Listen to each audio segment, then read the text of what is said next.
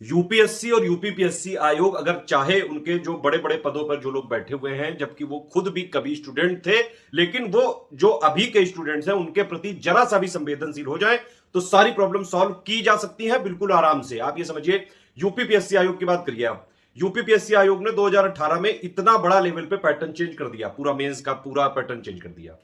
जब यूपीपीएससी आयोग हर चीज में कहता है कि भाई हमको यूपीएससी आयोग को फॉलो करना है, यूपीएससी आयोग ने अपना पैटर्न चेंज किया था 2012 में और 13 में, और फिर 2014 में उन्होंने 2 एक्स्ट्रा अटेम्प्ट दिए थे, ठीक है, क्योंकि पैटर्न चेंज हुआ था उसके लिए।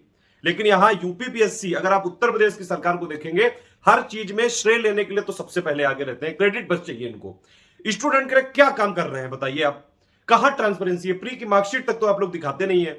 कोई कॉपी अपनी देखना चाहता है तो कॉपी नहीं दिखाते हो, पहले कहते हो कि भाई 1-1.5 साल बाद दिखाएंगे, फिर कहते हो कि नियम यह है कि 1 साल के अंदर कॉपी जला दी गई।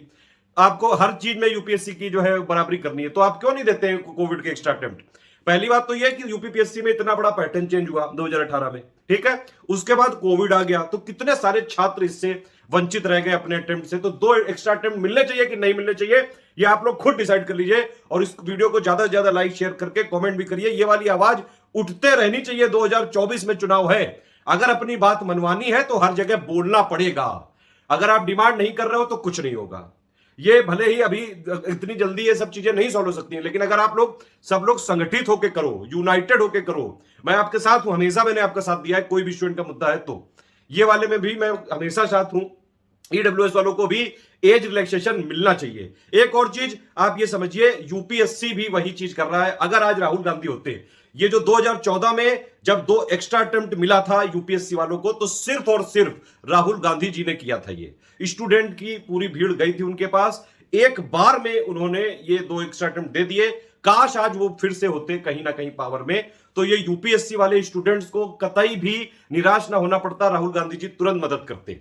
और यूपीपीएससी में भी अगर उनका कुछ रोल होता तो यूपीपीएससी को भी सुधार तो देते ही वो।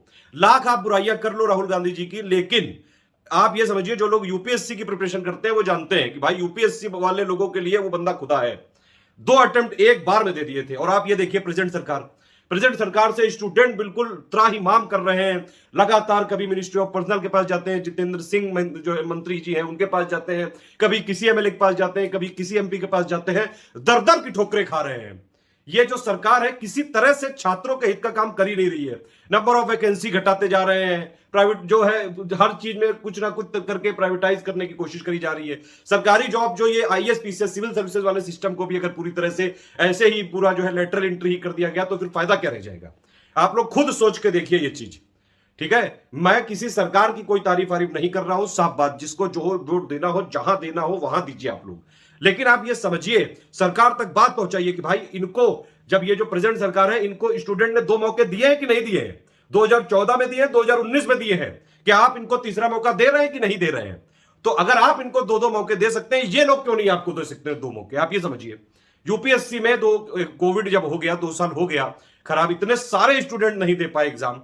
कई लोग की मेडिकल इमरजेंसी थी, किसी की फैमिली में डेथ हो गई थी। अरे क्यों नहीं दे रहे हैं सर? आप सारे इंडस्ट्रीज को, बैंकिंग को, हर सेक्टर को आप लोग मदद कर रहे हैं। सरकार हो, चाहे केंद्र सरकार हो, चाहे राज्य सरकार हो, सारे सेक्टर को मदद कर रहे हैं।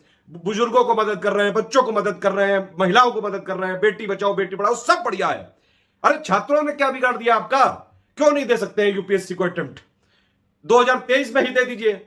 2023 में अभी आने वाला है, अभी 2-3 महीने बाद जब आएगा नोटिफिकेशन, तो अभी से अगर आप लोग ये सारी चीजें डिमांड उठाते रहेंगे तभी कुछ हो सकता है। अदरवाइज तो ये सरकार वैसे भी स्टूडेंट को सुनती नहीं, जो बात है। अगर सुनती है तो करके दिखाए।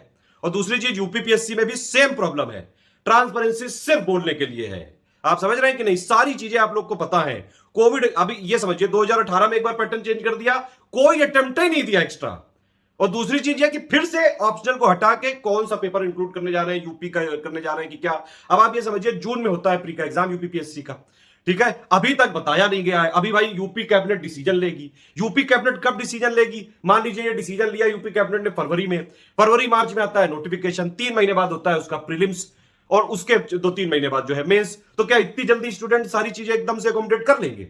अरे भाई, अगर आपको ऑप्शनल चेंज करना है, एक यूपी का नया इंट्रोड्यूस करना है, बहुत अच्छा कदम है, बिल्कुल करिए सर, लेकिन बता दीजिए स्टूडेंट को, यूपीपीएससी आयोग को तो बता दीजिए यूपीपीएससी आयोग में बहुत सारी खामियां हैं।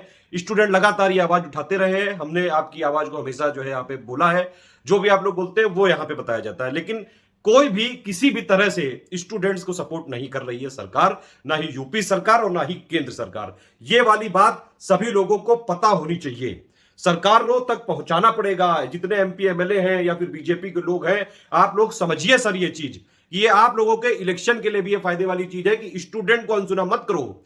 युवा से क्यों पंगा ले रहे हैं आप? जबरदस्ती जो है हर जगह लोग क्रिटिसाइज करेंगे और फिर बहुत सारी चीजें हो सकती हैं। मेरा तो भैया यही मानना है कि सरकारों को स्टूडेंट्स की मांग को तुरंत कंसीडर करना चाहिए। आप लोग को क्या लगता है? कमेंट करके बताइए।